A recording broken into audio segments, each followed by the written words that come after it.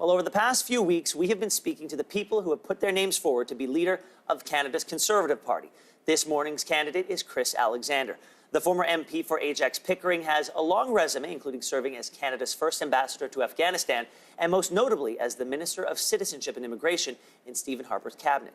Chris Alexander joins me now in studio. Thanks for being here on Your Morning.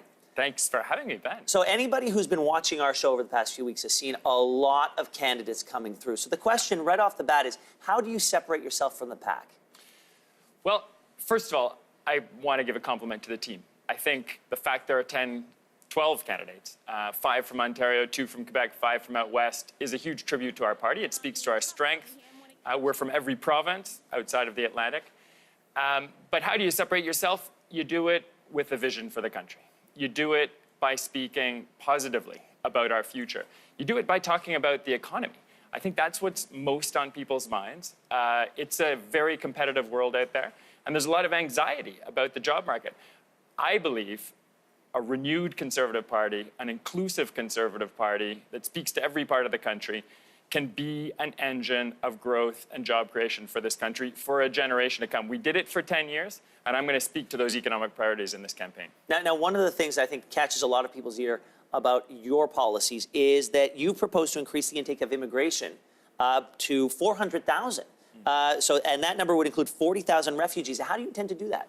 Well, first, I want people to know, and I think most Canadians do know, how important immigration has been to our economic story. I mean, in every era for a couple of centuries now, but especially recently. We had the highest levels of immigration in our history over the last 10 years of Conservative government, and we did it better and faster than ever before. We were matching people's skills to the needs of our economy, getting younger immigrants, getting people who could go to work quickly.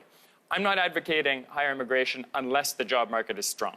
It was strong for those 10 years. That justified the high numbers. If our unemployment rate goes above 7%, we're going to have to think carefully. And that's unfortunately where we are right now with our weak job market. You know, a lot of the headlines are being taken up by candidate Kelly Leitch. And there's the talk of sort of Trump-style politics, identity politics coming to Canada. You have not been a proponent of that. Can you speak to me about that, about how you see the image of the Conservative Party growing over the next few years? Well, to be honest, if we take that kind of approach, we're going to lose the next election. And we lost the last election in part because we were seen as unwelcoming. We were seen as somehow divisive.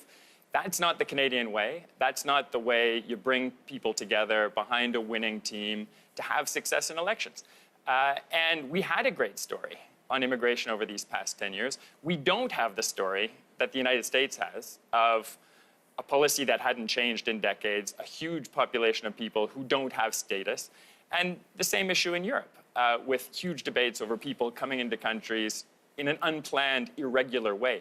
Canada, by reforming our immigration system, has maintained public support for that, and I think that's a huge basis, bipartisan basis, to build a positive vision of the future. Canada has an opportunity to continue being a model for the world, not just in immigration, but in entrepreneurship, in having an open economy, in retaining our commitment to free trade, to open markets at a time of protectionism. All of that has got to be on the agenda for the next Conservative leader. Now, you've gone on the record saying that you weren't a fan of the campaign of 2015, but you were also, whether you like it or not, you're one of the faces of that campaign. So how do you...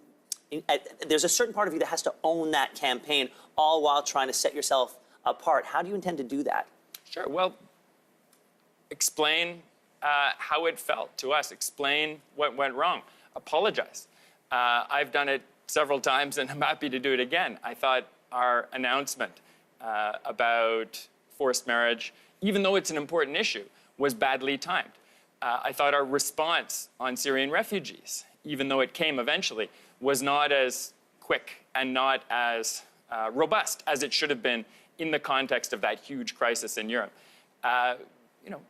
A better campaign run by a new leader will have a very different outcome. We don't need to go in those divisive identity politics dimensions. We should be confident and open as Canadians. We should look to the future and focus on the economy, because young people especially, and people across Canada, even though we're still in a fairly strong position, are wondering where the jobs of the future are going to come from. And we're the party that can give them some reassurance that we have a plan for that next wave of job creation in Canada.